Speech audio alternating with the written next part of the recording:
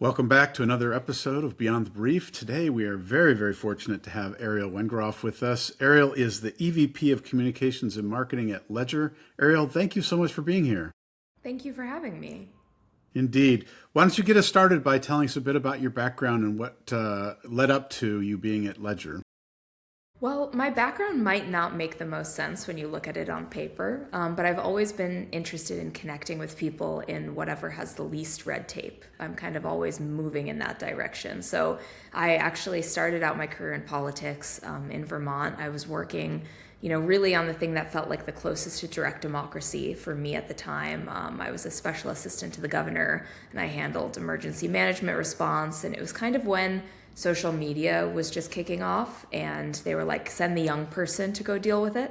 And by doing so, it really afforded me a lot of opportunities to think about really big problems, because when you're the first connection, when you're doing constituency work or social media, you see people's problems on a daily basis. And Vermont was such a small state, people would walk up to you a month later and say, hey, did you work on this issue for me, right? And so you had this accountability. So it was amazing at the time to talk to someone, introduce a bill, get the bill passed, and then be able to say, hey, I did this, right? And so when I started to think about a career full-time in DC, I started to realize I'm not going to get anything done here. Like, I'm just going to be pontificating for years with colleagues, but not helping people. And what's a way to create change today? Actually, that's media, right? Storytelling is the way that we connect with people on a daily basis. I always used to say, you want to be the song that someone remembers, not the homework assignment. And so when I got the opportunity to join Vice Media, I jumped at it. And I really got to be a part of Vice, which was a global youth media company, for over 5 years, and be a part of everything from Vice News to shoots all over the world, from, Saudi to UAE to Milan to, the most random places in America, to then have a chance to create a show with Gloria Steinem, which was about women all over the world and some of the different issues that are affecting them. And, at that point, it was like, okay, let's go on the ground, do Hunter S. Thompson style journalism, get as close to being there yourself, and then put it on YouTube and make it so, Vice was an original YouTube partner. So at that moment when digital media was emerging, we were the ones that capitalized on it and, got everything wrong and then got everything right. And really were able to resonate and say young people deserve and care about news. And so once we were pushing and pushing and pushing, at a certain point, the duopoly of Facebook at the time and Google suddenly started changing algorithms. And then that's actually when we had a lot of issues figuring out, okay, what's the long-term viability when you're not in control? And so you had two issues. One, young people deserve great content, but you're beholden to the advertisers for clicks. And two, we have a message that we want to get out directly, but we don't control it because algorithms are in control. And as these centralized databases got bigger and bigger, we really lost touch. And so I was really interested in my friendships and in my work with the creator economy that was merging. And so I had my own startup after Vice, with a few different brands that was all about using and working with different people to be the faces of brands, of issues that they cared about, and making it about them and not shame-based. And then advising a TMT fund on the creator economy. And through that, I started learning about blockchain. And again, it was like, okay, there's a friction point here. I've reached the red tape. What happens next? And what I felt was happening next was blockchain creates an intergenerational opportunity for people to be able to connect on the issues that they care about, and for creators to actually own the things they make, track the funds that they can get for it, but for that to go into different categories of people's lives. Like, the creator economy was an entry point for me. And so when in 2021, I got connected to Ian Rogers and Pascal Gauthier at Ledger, which is, a world leader in securing digital value in your digital identity, I was like, hey, this is a challenge that I'm really interested in. It's an opportunity that is inevitable, and they're really interested in education. I want to make sure people have the choice to have a seat at the table. And so something that started years ago around sort of like direct advocacy, direct democracy, connecting with people, creating stories to connect with people and give them a chance and a choice, kind of led through these different vectors of communication and has now led me into that next frontier, which is really Ledger and really what's going on in sort of this next wave of communication and connection. So it's really interesting, and it's been an unlikely path over the last 15 years, but I always kind of want to be in that futurist arena of what's next in how we work with people, and that's what brought me here. What a great, thank you for describing that. It's so clear, the through line, right? The enablement and making a difference and not being in a role where you can't actually create some impact on scale. At least that's what I'm hearing. Does that sound right? Yeah, absolutely. So you kind of skipped over the fact that you were the one of the youngest people to be nominated for an Emmy for the work you did for the it was a documentary, right? Yeah, the docu-series Woman that we did with Gloria. Yeah. Well, congratulations for that. That's super cool. Thank you. Yeah, big fan of Vice. I wish Vice continued to thrive like it once did. So we definitely need voices in the world that break through like that. It definitely seems that you hit on it. The algorithms are working against us for sure. One thing that, I love the way you described Ledger specifically around digital identity, because I think that on the surface, a lot of people think, financial first, or some money value kind of component first. It makes a ton of sense to me. But how is it that and from a product portfolio perspective, how's that all fit together?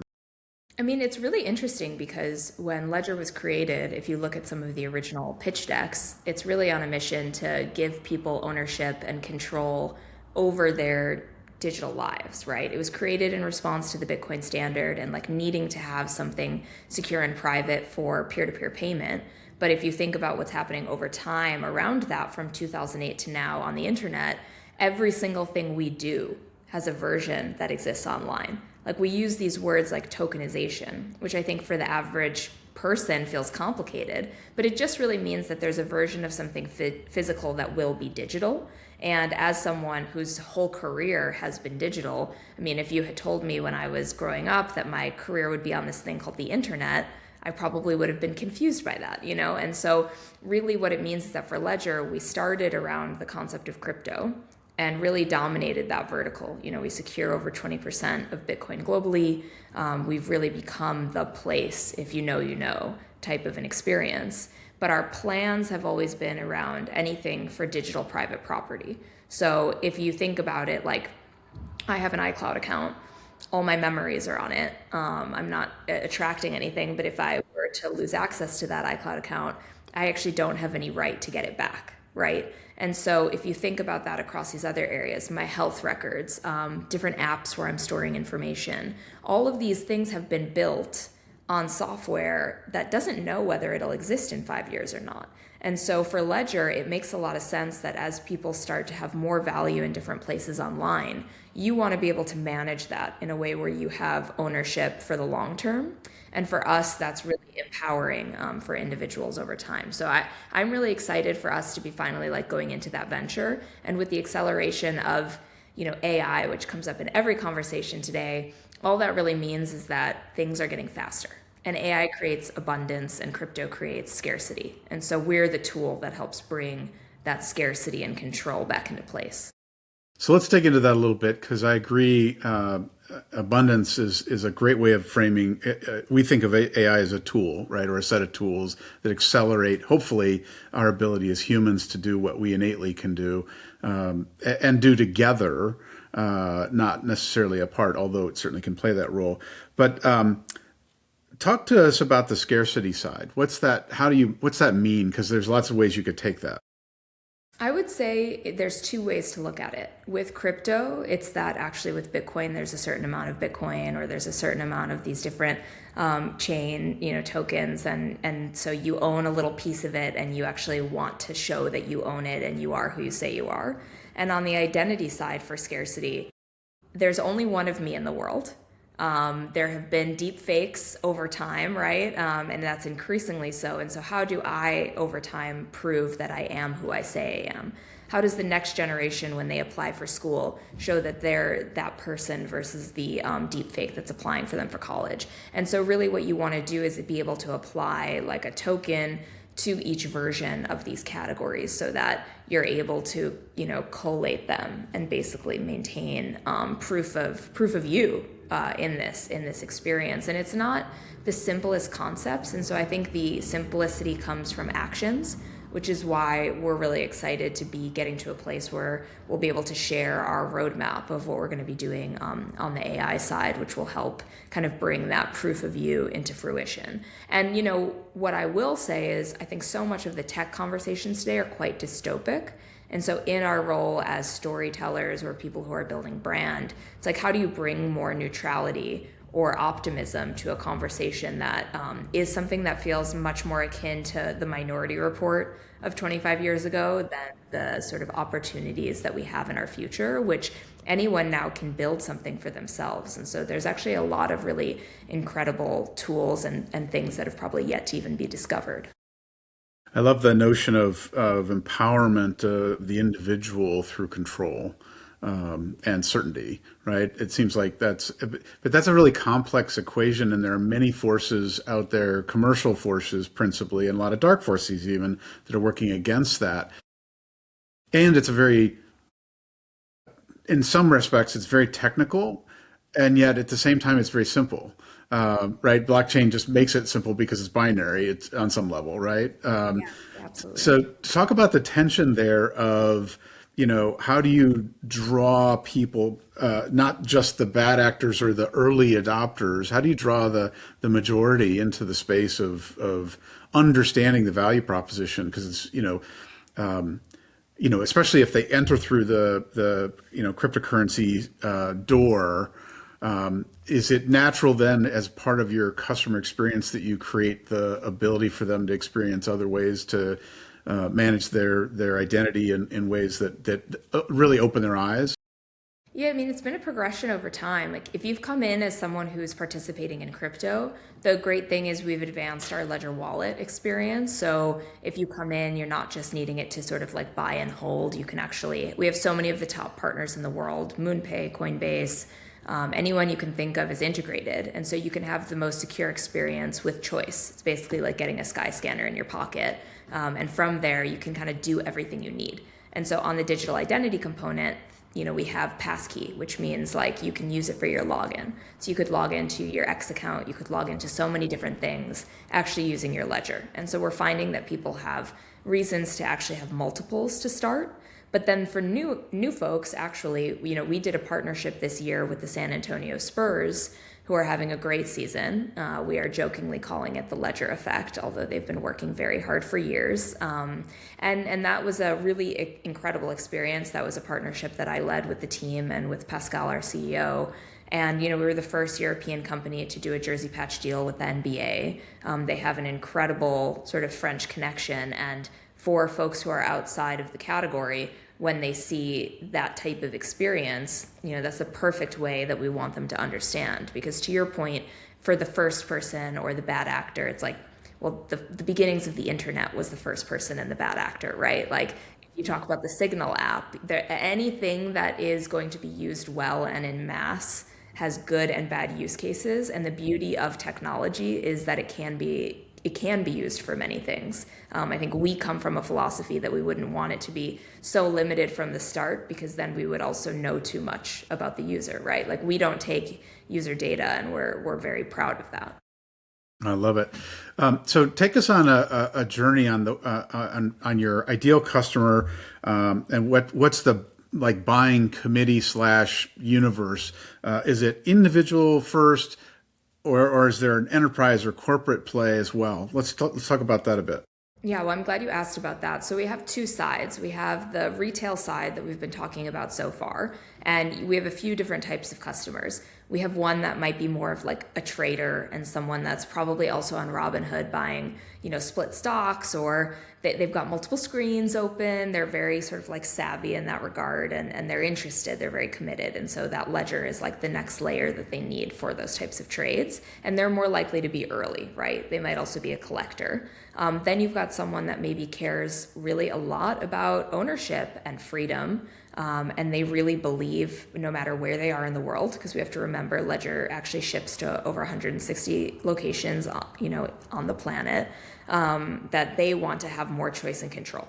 And that might be because of the ethos of what they believe in, but it also might be because there's inflation or an unstable government or something that is going to make them feel like the ledger gives them access to their value and there's no other way. Then we also sort of have this like internet early adopter who is more likely to be living a lot online. I think the whole next generation just is in this bucket because they know they need a passive income source from the start. They're doing things constantly on different websites all the time. And, they're FaceTiming their friends while they're playing a game that they're like buying digital skins on, right? Like this is just part of how they live. And then we do this for enterprise. So we have a really thriving enterprise business. It's been around for over half a decade. And we do what we do on the retail side at scale for governments, banks, large institutions, crypto exchanges. And what's really interesting through our multi-sig product is you could be a family office or a smaller business, and you want to have a percentage of your value that's kept, with digital assets or things like that. And you might use it in that regard. And we also just announced something called Ledger Enterprise HSM, which makes it so that you could do it on site. So like we always used to play this game at Ledger, which is what movie plots couldn't exist if you just had a ledger. And on the enterprise side, there's a lot of, large scale hacks and stories that you hear about that couldn't have happened if you actually just had this on site. So it's really an infrastructure experience. And it's the same thing as, 15 years ago, if you said to someone, or recently, like, when's the last time you sent an international email? They would be very confused. Right. To send international telegrams all the time. And I think we're very much in this sort of like infrastructure upgrade moment. And so for the average person or business, I would hope actually most of the time they don't even have to think about this. The challenge is that, and this is a great thing for marketers and brand builders, like we've been raised on the experience with technology that we shouldn't have to think about having choice. We've been raised on convenience. But the problem is that convenience has stripped choice from us. And so how do we understand what we deserve without sacrificing convenience? All while understanding the possibilities, right? Because I think so often, as much as there's an abundance of choice, the visibility for most is so limited. And I do think that, playing a role in democratizing access to choice and control is a really powerful notion and has massive scale and solves a lot of the dilemmas of the downside of commercialization, right? Right, right, exactly. I think that's important. And also, I think there was a moment where people were like, well, how much do I actually need to have something that's physical? And we're actually seeing in today's economy that being in the business of making atoms, or in a hardware business, as our CEO just put out this thought leadership piece on Revenge of the Atoms. And I think that's really this sort of like affirming moment that we're in, actually, where people do really want to have multiple devices for different use cases because they don't want to be attached to one thing all the time. So it's emerging in and of itself. Yeah. I noticed that you are very active in a group in Paris, people in Paris, and you through your through line, a part of your through line, I think, is always being connected to the creative community. Talk a little bit about that as you think of the creator economy, because one of the dynamics that's happening in the job market and you touched on it where early adopters tend to. And younger folks have not only a core job, main job, but also side gig stuff. So there's a couple of dynamics there: creative economy, creator economy, and like sources of revenue and identity and financial control. So there's a lot there. Talk a little bit how you think about it as a marketer in opening the aperture for people that have the appetite to solve those issues. Well, I'm actually so glad you brought up people in Paris because my entire career was networking, right? Like nothing that I've done has made sense on paper. And it's come from me always raising my hand and saying, can I stay late to do this thing? Could I go to this event? And I think it's harder and harder for people to figure out how to connect in a way that doesn't feel like the cold call is just overwhelming. And so these types of events are a great way where myself, my friend Joy, who's the CMO at Back Market and was at Patagonia and Sonos, and my dear friend Jackie, who was at Refinery 29 and was part of the Lovies, which is the International Webbies. and now is running her own agency where she represents people who are sort of more of the creative economy, invite people in Paris. Anyone, it's generally expats, but anyone's welcome, just to get to know each other, talk through challenges, but also hire each other for projects. And that's like what you have to do. And this is true in work also, especially for younger people that you're trying to get promoted. You have to say their name and you have to say what they did over and over again. And so it's our job to like shepherd a bigger group together and say, you need work. We know people who have budgets. We know people who have money. And I think for the creator economy, like with the acceleration of AI, I don't think it actually removes the need for creativity. It increases the need for curation and to find great people that you know can curate an experience that doesn't feel like the direct consumer saturation where you could look at a slide of 20 brands and it felt like one. And we're sort of entering that. And on the finance side, you can't have security and wellness security if you don't have financial security, right? Like those are those base needs of stability. So I would say that it's all coming back around because I first learned about blockchain because I wanted my creator friends and writers and producers to have more access and ownership. And now I'm bringing it back around to bring them into this space because we're finally getting to a point where they can. And I want the next gen to still feel like they know how to access their own sort of personal board and ask for help around the work that they need because, in today's world, that can be really hard to approach. Yeah, I find those kind of groups that the impetus of people in Paris, the way you connect and think about things differently. A lot of times I have an idea of a couple things I want to talk to certain people about that are notional. And inevitably, I get 5 more things to add to the possibility of what the future could hold. It just can't happen through a box. It can't happen through an email. It's not happening in the, Discord areas as much as it, does when you're really with people. And it's not all the time, right? Sometimes it's a great coffee or a glass of wine, but and that's not so bad either, right? We need that time in life as well. Right. I mean, I So. will say and people in Paris is actually kind of like inspired by a group that's done in New York, which is the Breakfast Club, which is hosted by Ben Dietz, who's a former Vice colleague, and they get together every Wednesday. And there's a digital group I'm part of that was started by Andrew Steinthal, who created The Infatuation and sold it to Chase. And there are folks in that group that I haven't actually met in person, but if we reach out to each other for something, like we've always got each other's back. And I think to your point, you brought up Woman earlier, like Woman happened because when Gloria was coming to the office, that day I went up to Shane, who is a former CEO and co-founder of Vice, and said, well, I love Gloria Steinem. I want to be in the room for that meeting. And it was Shane, me, Gloria, and Amy Richards. And Shane was like, yeah, raise your hand, like, let's go. But if I hadn't had the chance to walk up to him, if I was only working like remote and tried to ping him on Slack, it just wouldn't have happened the same. And so I'm really hoping that we can continue, especially in our work, which is so much more about like human connection, how we can foster those kinds of opportunities for this generation that's looking for work and the next one that's coming up. So let's talk about that a little bit. If you look at the way pop culture depicts the crypto and cyber world, it's very, black hoodie, bro culture. How as a marketer, how are you inviting other people in? And what's the roadmap for the Ledger brand because even the fact that it's called Ledger, right, which takes us back to a piece of paper and a pen. What latitude are you building into the restating the new meaning of what Ledger is? Well, when I joined, Ledger was really known as a utility. And I think what's great is it's always had strong product market fit because the technology and security are on point. And so I'm not selling Coke versus Pepsi. Like I have the opportunity in my work to take great technological work and then try to make it approachable for the everyday person. And that's actually a pleasure because I'm learning and it's essential. And so we have this thing called the Donjon, which is our white hackers that sort of like hack for good. And so I'm like, okay, cool. I've basically got like a crazy detective science lab. So that's a dream for a storytelling perspective.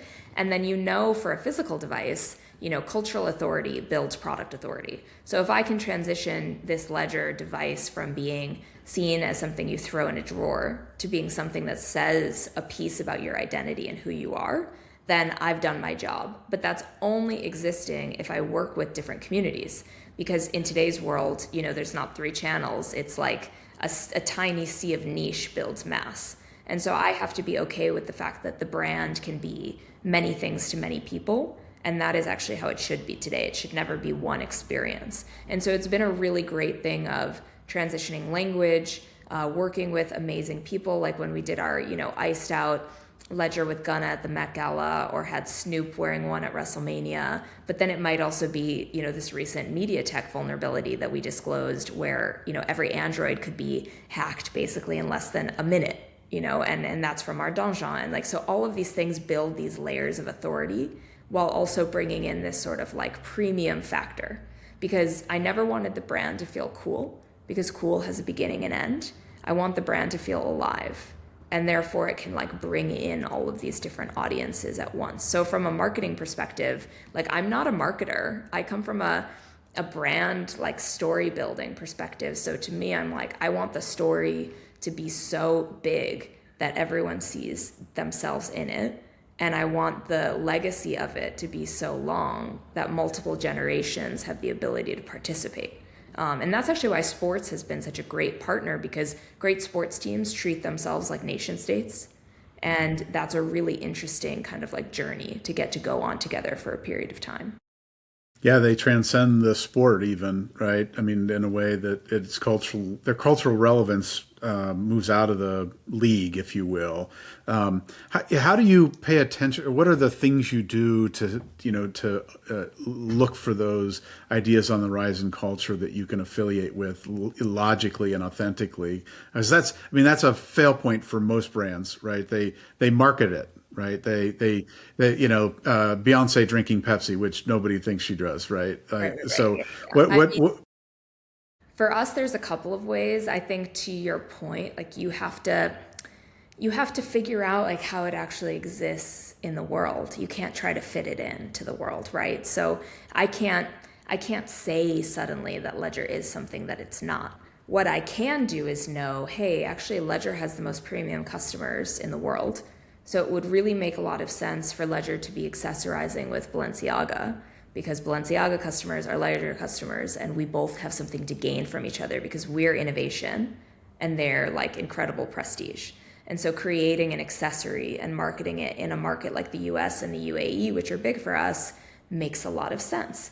But then at the same time, on the complete other end of the spectrum, we have the 3rd largest education platform in the world for digital assets, and that's free. And so I have a whole college initiative with my team where we're actually working with different blockchain clubs, and the brand relationship there, it just has young people using it all the time. And then they make their own content and they share just why it's a part of the beginning of their banking experience. So you really have to have the full gamut, and we're kind of constantly ideating. Also, you kind of have to be hyper online. I always see everything online before the team does. And, they know I'm psychopathic about it, but you have to know the breathing rate of what's going on around you, and be willing, treat it like a newsroom. You have to treat your brand like a newsroom. So we really do at Ledger. And that's also what keeps it interesting after, almost 5 years.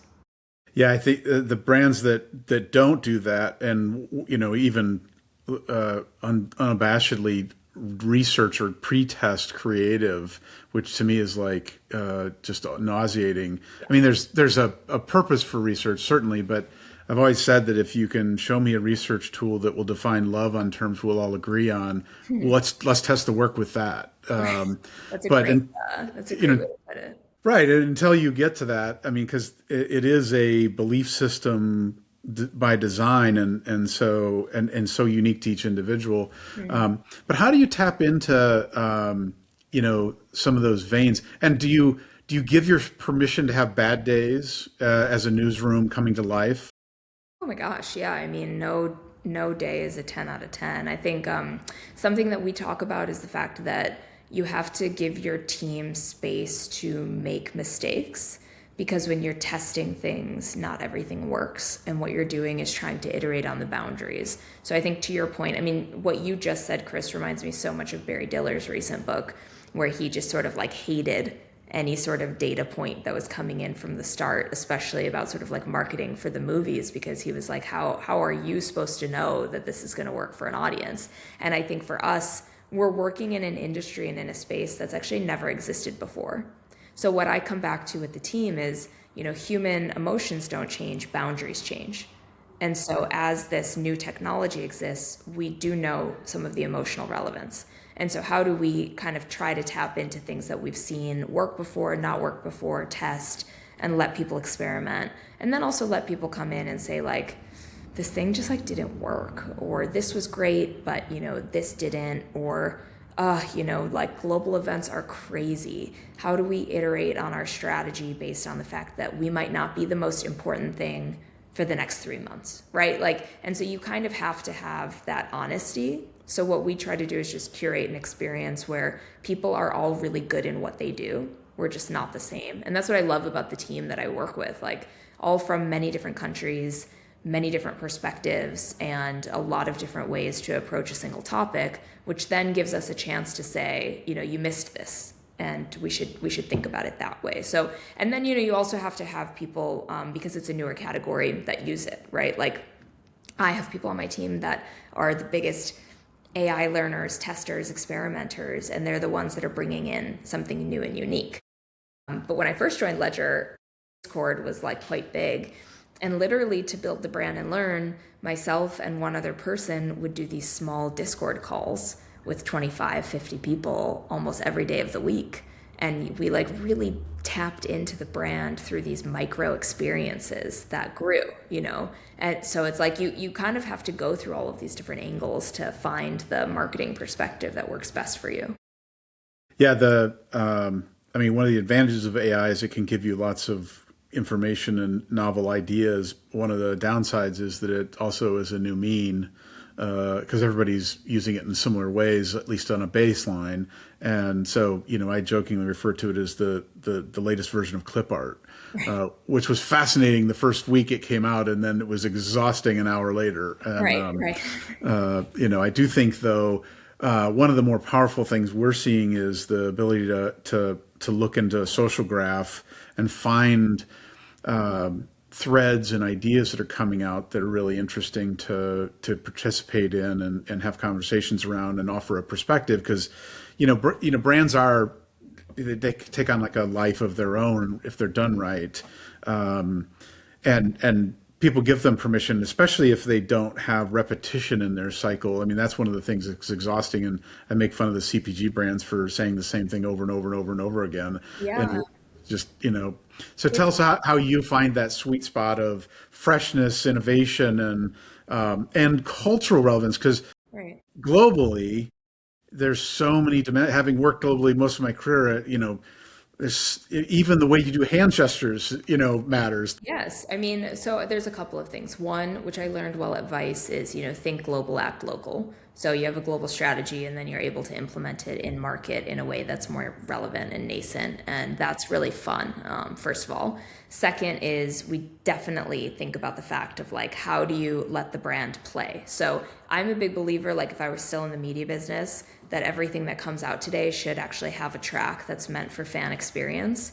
So if you're an audience member, you should feel like a little bit of the story is choose your own adventure outside of it for like fan fiction or whatever. And we treat things the same at Ledger. So when NFTs were huge in 21 and 22, we literally had NFT artists who were making art where Ledger was in the artwork. And we were sort of like the Air Jordan of the space. And then we would always show love by actually paying and working with real digital artists for our campaigns, or to bring incentives to, update the device or do different things or create work that specifically fit on our secure screens. And so we built this really great relationship with artists where they would just naturally be including us, which we loved. Like interpret the brand, take the brand, make it your own. We also have a brand book that's open source. So anyone that's interested in utilizing different aspects or understanding how we've made it can go to that and download it and learn it, which I think is awesome because we want to be like upskilling as much as possible. And then in a third way, we continue to make it so that like we know that there are, of course, like editorial moments every year that you kind of need to hit. But the reality is like the way people are using the product is different all the time. And so it makes it so that the campaigns we're able to work with are continuing to change. And that's so fun. Like what our creative team works on for, we just did a tease at South by Southwest that was sort of like Spurs related, but it was also this wallet upgrade of all of these new things you can do with it. And the way that they approach that, like they continue to challenge themselves. Because if you look at the Revoluts and other fintech companies, they're starting to all look the same. And we don't want to be that way, right? And so we really think about like what is the human touch in our art direction that makes it so that we can continue to have fun with people. We also a few years ago did a game called School of Block that was a digital game where the good guys had like a shield, a ledger shield, and bad guys were scammers and hackers. We had over 4 million people use that game in the first few months, and we had a UGC competition where they created their own characters to see who could win to get into the game. So you just have to kind of see like what's happening in the moment and not be precious and say, okay, can we create a chance to play here? Because otherwise, to your point, and what's so sad about like the CPG brands that you're mentioning is I remember from the Vice days, they could have taken great risk to talk about the variance of the customers they actually have using those hair products, but chose not to out of this idea of like brand safety. And so I think a lot of CPG brands actually create products because the retailer is the client and the aisle is the client versus the real person being the client. So I'm actually happy to see a lot of like category diversification happening, and that they're finally catching up to that a bit. And I think that's actually like a very interesting opportunity for a lot of marketers out there. But you could like literally look at what Walmart's doing for like ketchup. It's a very interesting world out there from a marketing perspective right now. I think it's more like what channels can you use to actually reach people so that it's not falling on, bots and fake algorithms. Well, and the more successful brands are almost doing unmarketing, meaning not, they're not thinking broadcast plus, right? It's not a typical channel plan. It's really about cultural awareness and play information. Yes. So if you can learn while enjoying and even if it's not right for you, you're invited into one of the things that disturbs me about so much of marketing or advertising is it tells people what to think. And in many cases, some brands even make fun of the customer. And it's like, why would you ever do that? Instead, honor their intelligence, invite them in and challenge them in a positive way. Not everybody will join, but those that do, and you really only need the kernel of those that do it with great care to be successful. And that's the myth of marketing is the nature of precision, and marketing is not being right for everybody. 100%. Yeah. 100%. I love what you're saying. It reminds me of early Supreme worked because they used to go to the skate parks and just give stuff out to the kids and just be like, do what you want with it. I think there's this notion still because of the term marketer that your success is dependent on your budget size. And it's like, look at what they're doing at nothing. Look at what, some of the best brands, it's just like under the table. And I think that's really exciting. And to your point on celebrating the intelligence of the customer, yes, I think the customer is often completely overlooked by a lot of brands. Well, and what's interesting is if you do that and do it well and with great care, you also energize your team. And we've always said, the degree to which your team is energized by what you're doing should be your first metric in success, because if you can't get people excited about it, then you've failed fundamentally to represent the culture of what you were doing, right? Because products and services are really the secondary thing. It's the culture, energy, and the humanity around whatever the brand is. And I love the way you talk about that. Let's talk about your partner programs. Imagine, because you mentioned that you integrate and collaborate with lots of different entities out there, but because your brand is very different and the ethos you bring to it, the way you market is very different. How do you mesh that with the those that are a bit more staccatic and traditional in their approach? Well, the beauty of the brand is that it is vast. So we have some that are more of those sort of like fashion or, you know, that kind of world, right? Like the ambush, Balenciaga, Fendi, etc. And that's really fun. And then we have others that are fun just in a different way, like when we've partnered with PayPal or MoonPay or some of these more traditional players. For them, it's actually we're bringing this sort of like next wave of a type of customer that might not have been validated yet by someone in our space. And we are the adult in the space that people want to work with, right? Like we pride ourselves that sometimes we're cut out of interviews because it was too boring. And that's because we don't need to be like bombastic or chasing. And in those cases, we are saying like, let's bring financial literacy to the table. Let's be more of an experience on a kind of exchange and going with the partner, like what audience are you trying to reach? Who can we provide? Who are we trying to reach and what can we do together? And that's been successful in the work that we've done in the past. And it's made it so that when we work with partners, we're very selective. And because we don't take data, we have a very specific approach of how we're kind of like going after different ideas with them. But similar, like Best Buy is an incredible partner to Ledger. You know, we sell at every single Best Buy in the United States. Amazon is a great partner for Ledger, both of which actually have created categories for us. We used to be sort of like computer accessories when we started back in the day, and now we're next to Apple products in the store. And so you have to spend the time and understand like what makes this worthwhile. And so that's been a really interesting experience because it's totally different than the, very small number of units that you're making on the more luxury side, right? Well, and I like the way that what I heard there is that you're true to your brand, but you find ways to connect logically and authentically with the inherent brands for their strengths, while in some ways even recognizing their weaknesses. I think that's the beauty of it, right? Like every brand should have their own set of guidelines that they're not willing to compromise on because it's the representation of it. And then you should always know with a partner what are the areas that you're looking to gain the most and really improve on by gain, right? And how can you be transparent with a partner you're working with? Because a partner you're working with is people. And those are people on the other side that also like are trying to make wins for their team and their company. And human beings either like to work together or they don't. So the best partnerships at work come from people you have made a good relationship with and you're honest with.